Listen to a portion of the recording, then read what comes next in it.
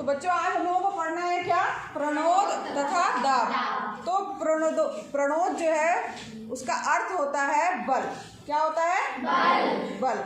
और इसकी गणना भी हम बल के मतलब जो बल का फार्मूला होता है उसी के माध्यम से करेंगे।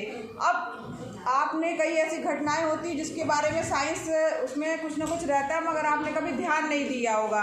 तो जैसे अगर मान लीजिए ऊँट है, आपने देखा होगा, बात मत करिए, ऊँट आपने देखा होगा कि रेगिस्तान में जो है आसानी से जो है वो दौड़ता है। देखा है? आप दौड़ पाओगे? सोचा है आपने कभी कि क्यों दौड़ता है आसानी से? हम क्यों नहीं दौड़ पा रहे हैं? सेना के टैंक देखे हैं? उसमें आपने देखा होगा बहुत ज़्यादा हैवी जो है उसका हज़ारों टन का लगभग मान लीजिए वजन रहता है और उसके लिए जो है एक जो है वो चैन जैसी जो उसके पहिए होते हैं, है ना, ऐसे करके। तो जो चैन जैसे जो पहिए होते हैं उसी में उसका सारा लोड टिका होता है और वो टैंकर जो है या टैंक जो है वो आगे बढ़ता रहता है, जबकि इतना वजन रहता है कि आसानी से जो है वो आगे ना बढ़े। इसके बाद जो है आपने देखा होगा कि ट्रक देखा होगा, बस देखी होगी, उसके पहिए कैसे होते हैं? गोल तो होते हैं लेकिन थोड़ा चौड़े होते हैं ना।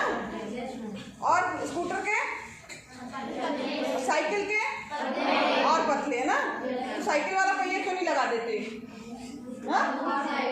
घिस जाएगा, फट जाएगा ना। तो बहुत सारी ऐसी घटनाएं आपने देखी होंगी, चाकू वगैरह भी देखा होगा, कई औजार देखे होंगे कि वो आगे की तरफ से नुकीले होते हैं, या मान लीजिए चाकू है तो वो एक थोड़ा ऊपर मोटा होगा लेकिन नीचे की तरफ जहाँ से हम काटते हैं वहाँ पर उसकी धार बनी होती है, पतली सी धार होती है। तो इस सभी घटनाओं को समझने के लिए जो है वो हमको प्रणोद के बारे में जानना होगा कि प्रणोद है क्या चीज़। तो वास्तव में दी गई वस्तु पर एक विशेष दिशा में जो है वो बल लगता है, उस बल को ही क्या कहा जाता है? प्रणोद बल कहा जाता है। और ये बल जो होता है वो प्रति एकांक क्षेत्रफल पर प्रति एकांक अगर क्षेत्रफल है, यानी क्षेत्रफल को इकाई कर दिया जाए, क्षेत्रफल को कम से कम कर दिया जाए, तो जो बल लगता है नेट बल जो होगा वो जो है वो दाब कहलाएगा। अब यहाँ पर देखो, आपने एक मान लीजिए बुलेटिन बोर्ड है, ठीक है, उसमें जो है आपने देखा होगा जो पिन लगाते हैं, ठीक, जो कोई चीज़ मान लीजिए लगाना है तो उसके लिए हम जब पिन यूज़ करते हैं उसकी पिन जो आपने देखी होगी तो उसका कैप थोड़ा सा गोल गोल सा होता है और पिन जो है उसकी नोक जो होती है बहुत ज़्यादा नुकीली होती है, देखा है। और उसको हम जब कोई चीज़ उसमें लगाना होता है पिन बोर्ड में तो हम उसको दबाते हैं, ये देखो जैसे ये बच्चा लगा रहा है, ठीक। अब यहाँ पर देखो अंगूठे से जब हम दबाते हैं इसी तरह दिख रहा है, तो अब यहाँ पर जब हम उसको दबा रहे हैं अपने अंगूठे से जो गोल हिस्सा है पिन का, तो वहाँ पर चपटा भाग जो होगा उससे हमने यहाँ पर देखिए इसकी पिन दिख रही है, गोल सी है और यहाँ पर जो है अंगूठे से वो दबा रहा, तब ये नोक जो है उसके अंदर चली जाती है और कोई जो भी पोस्टर या जो भी चीज़ आपको लगानी है वो पिन बोर्ड में लग जाता है। तो यहाँ पर देखो जो पिन का जो शीर्ष होता है, जो चपटा भाग रहता है, वो सतह के क्षेत्रफल पर बल तो लगाता है और यह बल जो होता है वो बोर्ड की सतह के लंबवत, आपने देखा होगा जो बोर्ड होता है, जैसे मान लीजिए ये बोर्ड है, ठीक, आप जो पिन लगा रहे हैं वो हम ऐसे लगाते हैं, इसकी जैसे ये पिन है ना, ये क्या है, इसकी स्थिति बोर्ड के सापेक्ष क्या है? लंबवत है, लंबवत दिख रही है, ठीक है। तो यह बल जो है लंबवत लगता है और जो पिन की नोक है ना, तो वो नोक जो है वो उसका क्षेत्रफल क्या है? बहुत कम है।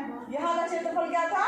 ज़्यादा था। तो क्षेत्रफल जो है वो छोटे क्षेत्र मतलब उसका जो एरिया है वो बहुत कम है, जो छोटा जो है उसका क्षेत्रफल है वो उस पर जो है टच कर रहा है और हम दाब जो है यहाँ पे ज़्यादा लगा रहे हैं, बल लगा रहे हैं और लंबवत बल लगा रहे हैं। तो यहाँ पर आप एक बात ध्यान रखिएगा, लंबवत बल लग रहा है, ठीक है। इसके कारण जो है वो पिन आसानी से इसके अंदर चली जाती है।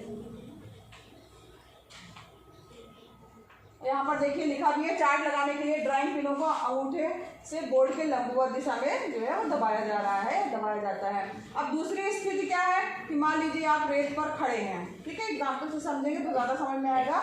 रेत पर मान लीजिए आप खड़े हैं, ठीक है, तो यहाँ पर क्या होगा, धीरे धीरे करके आपके पाँव जो है वो अंदर जो है धंसते जाएंगे, ठीक है। तो जितने अंदर आपके पाँव धंस जाएंगे उसको आप नापिए, तो पाँव आपके धंसेंगे और दूसरी स्थिति आप उस पर रेत पे लेट जाइए। लेट गए तो रेत तब भी उतनी धंसेगी जितना हमारा पाँव धंसा था। क्यों? जबकि भार तो बराबर ही है ना, हमारा ही भार है, मेरा ही वजन है और मेरे ही पाँव है ना, हमारा ही पूरा शरीर है, वजन तो उतना ही लग रहा है। लेकिन ऐसा क्यों नहीं होता कि जितना जो है पाँव धंसता है उतना जो है हमारा शरीर नहीं धंसता है? क्यों? हाँ, क्योंकि देखो उसमें यहाँ 2 पॉइंट है कि लंबवत लग रहा है और जो क्षेत्रफल है वो न्यूनतम है ना। टांगे हमारी पतली होती है, न्यूनतम क्षेत्रफल पे लग रहा है, प्लस हमारी जो टांगे हैं वो जो रेतीला जगह है वो उसके लंबवत हैं। जबकि जो हमारा पूरा शरीर है, अगर मान लीजिए आप वहाँ लेटे हुए हैं तो वो जो है वो रेगिस्तान है, मान लीजिए रेतीली जगह है, तो वहाँ पर हमारा शरीर क्या है, लंबवत ना होकर के कैसी अवस्था में होगा, पैरेलल यानी समानांतर की अवस्था होगी, है ना। लेटेंगे तो समानांतर ही होगा ना। और क्षेत्रफल जो है वो भी ज़्यादा है, शरीर का एरिया जो है हमारा ज़्यादा जो है टच कर रहा है किससे, रेतीले ज़मीन से। जबकि पाँव जो है वो कम क्षेत्रफल जो है यूज़ हो रहा है उसमें, और लंबवत भी है, इसलिए जो है किस पे जो है ज़्यादा बल लगेगा, पाँव जो है ज़्यादा बल लगा लेगा किसकी तुलना में, हमारे शरीर की तुलना में। तो इसलिए हमारा शरीर जो है कम धंसेगा और पाँव जो है वो ज़्यादा धंसेंगे। तो यहाँ पर बल जो है आपके शरीर का भार जो है वो पैरों के क्षेत्रफल के बराबर क्षेत्रफल पर लग रहा होता है। जब आप लेट जाते हैं तो वही बल जो है वो पूरे शरीर के संपर्क क्षेत्रफल के बराबर क्षेत्रफल पर लगता है, ठीक है।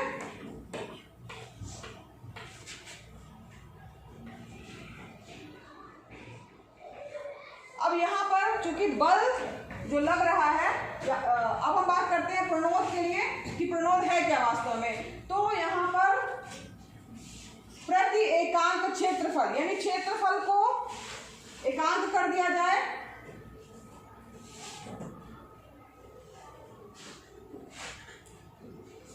नहीं दबाव की बात अगर हम करें कि कितना जो है दबाव लग रहा है, तो यहाँ पर जो है अगर बात करें तो क्षेत्र दाब बराबर फार्मूला होता है प्रणोद बट्टे क्षेत्रफल। तो यहाँ पर अगर क्षेत्रफल को इकाई कर दिया जाए यानी 1 कर दिया जाए, जिसको क्या बोला जाएगा, प्रति एकांक। तो प्रति एकांक क्षेत्रफल पर लगने वाले प्रणोद को क्या कहा जाएगा, दाब कहा जाएगा। प्रति एकांक यहाँ जो क्षेत्रफल है यहाँ पर उसको 1 कर दिया जाएगा, तो उसको क्या वर्ड बोलेंगे, प्रति। प्रति मतलब होता है बटे में, और क्षेत्रफल को हम क्या लेके चल रहे हैं, 1 लेके चल रहे हैं, तो एकांक, ठीक है। प्रति एकांक क्षेत्रफल पर लगने वाला प्रणोद या लगने वाला बल ही जो है वो दाब कहलाएगा। तो ये प्रणोद और दाब में जो है वो संबंध है।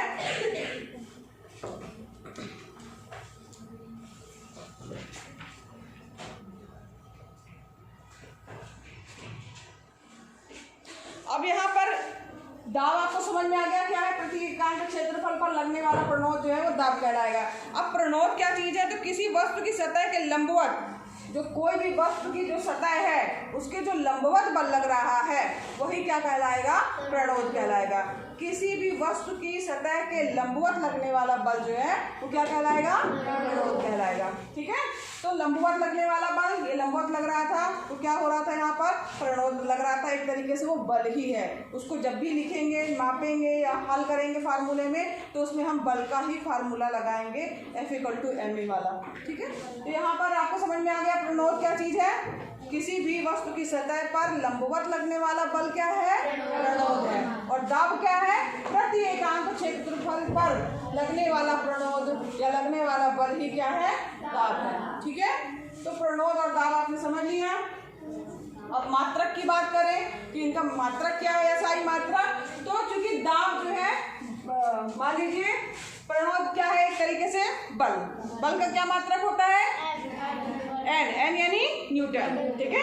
बल का क्या मात्रक हुआ, न्यूटन, ठीक। अब यहाँ पर अगर हम दाब का मात्रक निकालें तो क्षेत्रफल का क्या मात्रक होगा, क्योंकि क्षेत्रफल को न्यूनतम हम किस में नापेंगे, मीटर में मान लीजिए नाप रहे हैं, तो मीटर गुणे मीटर, लंबाई गुणे लंबाई होता है क्षेत्रफल बराबर, तो मीटर गुणे मीटर यानी मीटर स्क्वायर। तो इसका जो है मात्रक क्या हो जाएगा, दाब का न्यूटन बटे मीटर स्क्वायर। समझ में आया सबको, न्यूटन प्रणोद यानी एक तरीके का बल है, इसका मात्रक है न्यूटन। क्षेत्रफल चूंकि जो है वो लंबाई गुणे चौड़ाई मान लीजिए हम लेके चल रहे हैं, तो यहाँ पर क्षेत्रफल का मात्रक जो होता है वो मीटर स्क्वायर होता है। तो यहाँ पर न्यूटन बटे मीटर स्क्वायर, अगर हम बटे में ना लिखेंगे तो -2 हो जाएगा, न्यूटन मीटर स्क्वायर। ठीक है। अब यहाँ पर जो दाब का मात्रक है उसको एक वैज्ञानिक थे ब्लेस पास्कल। ठीक है। तो इनके नाम के सम्मान में जो है इसके एसआई मात्रक को, जो कि आपका न्यूटन बटे मीटर स्क्वायर आया है, इसको नाम दिया गया पास्कल। ठीक है, समझ में आया। तो ब्लेस पास्कल के जो है सम्मान में जो दाब का मात्रक जो है उन्होंने शॉर्ट फॉर्म में दिया न्यूटन बटे मीटर स्क्वायर को उन्होंने क्या बताया कि पास्कल। ठीक है, इसे PA से जो है वो व्यक्त करते हैं। ठीक। अब यहाँ पर एक एग्जाम्पल हम देखते हैं कि कैसे हम ज्ञात कर सकते हैं। यहाँ पर देखो एक एग्जाम्पल दिया है, एक लकड़ी का टुकड़ा जो है गुटका जो है मेज पर रखा हुआ है। ठीक। अब यहाँ 2 दिख रहे हैं आपको, लेकिन वास्तव में एक ही है, उसकी विमाएँ अलग अलग है। विमा मतलब होता है ये लंबाई, चौड़ाई और ऊंचाई। ठीक है। तो ये एक ही है, उसको अलग तरीके से रखा गया है, एक बार लंबवत रखा गया है और एक बार ये 20 है, एक लंबाई, एक लिखा है 10 है और ये 40। ठीक। लकड़ी के गुटके का द्रव्यमान ये यानी उसका वेट, वजन क्या है 5। हाँ। ठीक। द्रव्यमान जो है वो 5 किलो। इसकी विमाएँ जो दी हुई है 40 सेंटीमीटर, 20 सेंटीमीटर और 10 सेंटीमीटर। यहाँ ध्यान दीजिएगा सेंटीमीटर में दिया है, जबकि इसका जो फार्मूला होता है उसमें न्यूटन बटे मीटर, यानी जब भी सेंटीमीटर में दिया है आपको किस में चेंज करना होगा, मीटर में चेंज करना होगा। समझ में आ रहा है। अब यहाँ पर जब आप इसको चित्र को देखेंगे, इसमें देखिए कि पूछा क्या है, लकड़ी के टुकड़े द्वारा मेज पर लगने वाले दाब को ज्ञात करना है यदि इसकी निम्नलिखित सीमाओं की सतह मेज पर रखी जाती है। तो जो भी दाब हम देखेंगे कितना दबाव लगा रहा है, तो जो सतह जो है वो संपर्क में मेज के कितनी है, ठीक है, उसके आधार पर जो है हम उसको लेके चलेंगे।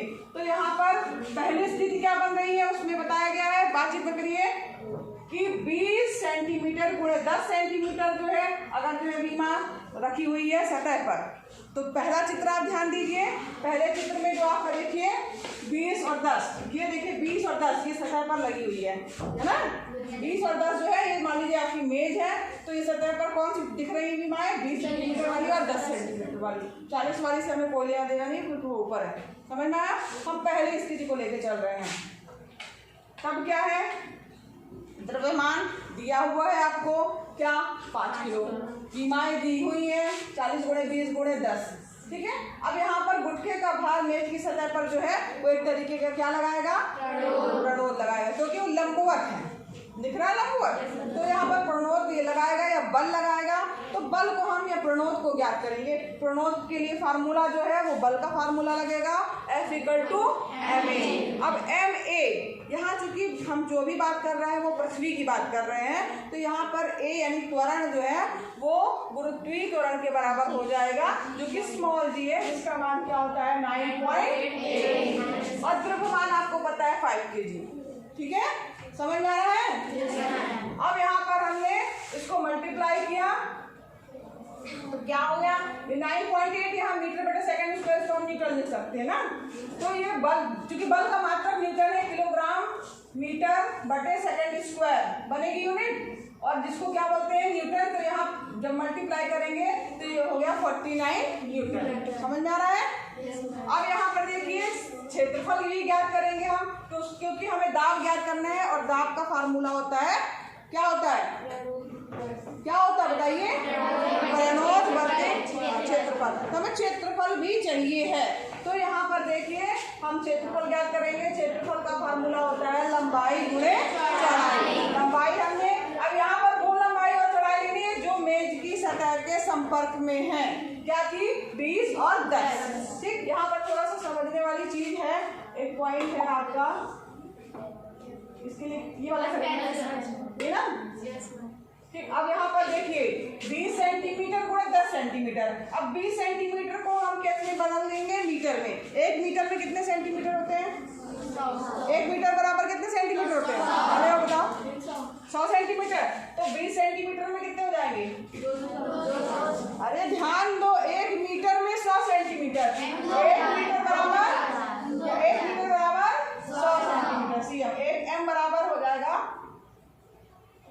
इसको इतना ट्रेस करते हैं। 1 मीटर बराबर 100 सेंटीमीटर, तो 20 सेंटीमीटर बराबर 2000 नहीं 20 सेंटीमीटर। यहाँ देखिए यहाँ पर, अब यहाँ पर इसका मतलब वो हमें 1 सेंटीमीटर चाहिए, तो 1 सेंटीमीटर बराबर कितना हो जाएगा? 1 सेंटीमीटर बराबर 1/100 मीटर, है ना? समझ में आ रहा है? यहाँ हमने 1 लिया, अब यहाँ प्रश्न में पूछा 20 सेंटीमीटर, तो 20 सेंटीमीटर बराबर क्या, अगर हम यहाँ 20 करेंगे तो क्या हो जाएगा? 20/100। समझ में आ रहा है? सेंटीमीटर को जब मीटर में चेंज करेंगे, आप मल्टीप्लाई कर दे रहे हैं, जबकि यहाँ पर सेंटीमीटर पूछा है। 20 मीटर में कितने सेंटीमीटर नहीं पूछा है, ये पूछा गया है कि 20 सेंटीमीटर में कितने मीटर होंगे। अपोजिट पूछा गया तो 20/100। समझ में आया सबको? इसी तरीके से 10 के लिए करेंगे तो कितना जाएगा? 10/100। समझ में आ रहा है?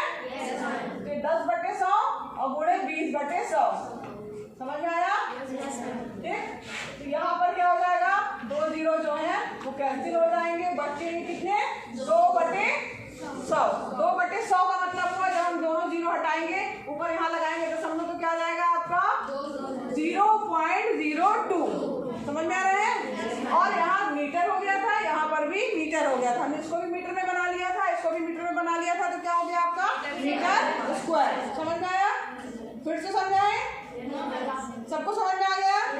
ठीक है, हमने सेंटीमीटर को चेंज किया अब इसमें मीटर में, तो 20 सेंटीमीटर बराबर हो जाएगा 20/100 मीटर, और 10 सेंटीमीटर बराबर हो जाएगा 10/100 मीटर। समझ में आया? तो यहाँ पर ये आ गया 0.02 मीटर स्क्वायर। ठीक, चलो बैठ जाओ।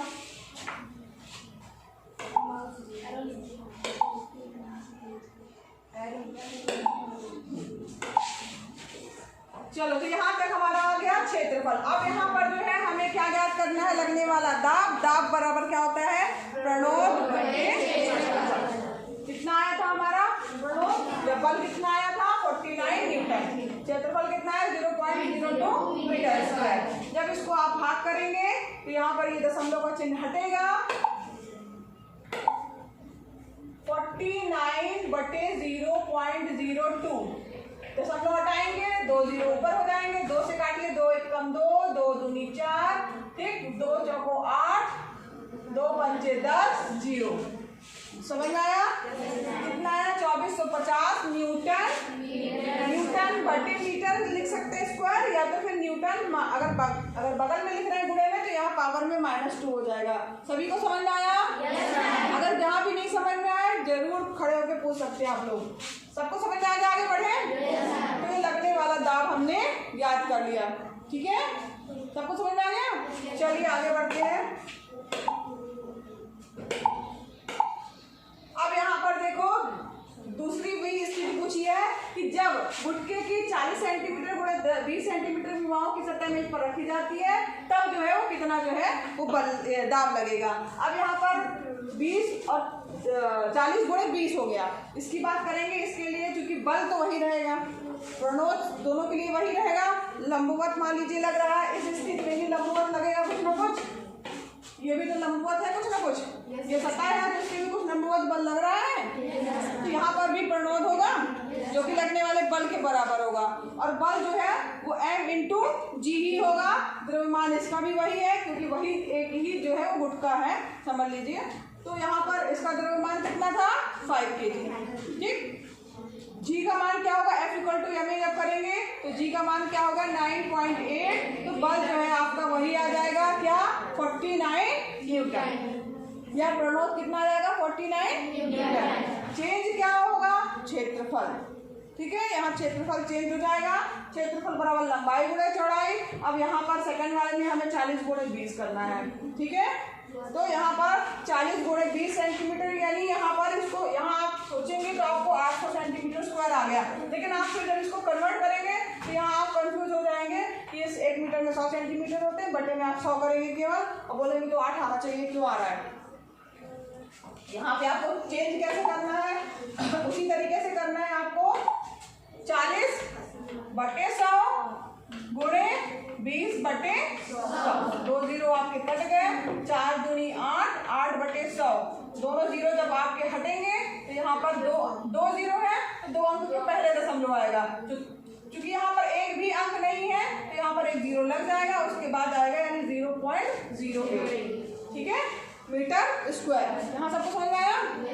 बस यही तक। इसके बाद फिर जो है ये हमारा क्या हो गया, क्षेत्रफल। अब यहाँ पर हमें फिर से दाब की गणना करनी है, तो दाब बराबर क्या हो जाएगा, प्रणोद बटे क्षेत्रफल। 49 न्यूटन बल आया है या प्रणोद आया है, क्षेत्रफल आया है आपका 0.08 मीटर स्क्वायर। यहाँ पर इसको आप हल कर लेंगे तो यहाँ पर ये आपका आ गया न्यूटन मीटर स्क्वायर। इसको आप पास्कल भी लिख सकते हैं, स्मॉल PA, ठीक है। आपको समझ में आ गया?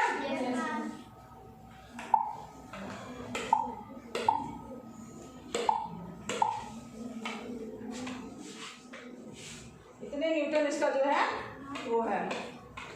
तो इससे निष्कर्ष जो हमने ये पूरा पढ़ा, इससे निष्कर्ष, अच्छा यही चीज जो होता है कि वही बल जब छोटे क्षेत्रफल पर लगता है तो अधिक दाब तथा बड़े क्षेत्रफल कम दाब लगाता है। अगर छोटे क्षेत्रफल पर लग रहा है तो अब उसका अगर क्षेत्रफल हम छोटा करते हैं, इसलिए चीज़ों को नुकीला बनाया जाता है ताकि क्षेत्रफल क्या रहे, कम से कम रहे। तो कम क्षेत्रफल रहेगा तब क्या होगा, अधिक दाब नहीं, छोटे क्षेत्रफल पर अगर मान लीजिए लग रहा है तो अधिक दाब लगेगा और बड़े क्षेत्रफल पर लग रहा है तो कम दाब लगाता है। यही कारण है कि कीलों के सिरों को जो है वो नुकीली बनाया जाता है, नोकदार होते हैं, और जो चाकू है उसकी जो धार बनाई जाती है वो तेज बनाई जाती है, यानी कि एकदम पतला सा बनाया जाता है ना। और आपने देखा भी होगा जो भवन की जो नींव भरी जाती है किसी भी बिल्डिंग की, तो उसकी नींव जो है वो काफ़ी चौड़ी होती है, ठीक है, और उसके बाद जो है वो भले उसकी दीवारें पतली हो, वो इसी के कारण होता है।